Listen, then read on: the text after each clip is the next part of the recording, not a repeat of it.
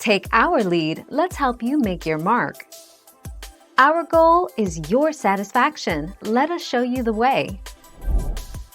Leprechaun traps are crafts used, typically in elementary school or by families with small children, to celebrate St. Patrick's Day.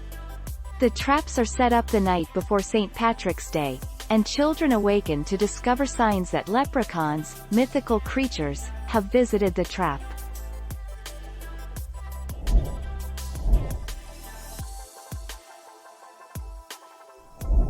Let's help you make your mark. Leprechauns vary in size, ranging from 3 inches to 8 inches, depending on their age. A leprechaun's pot of gold is approximately half the height of the leprechaun and is made from delicate glass. Irish leprechauns only speak Gaeilge, Irish. 6 July 2016. Thank you for watching. Please subscribe and hit the bell notification.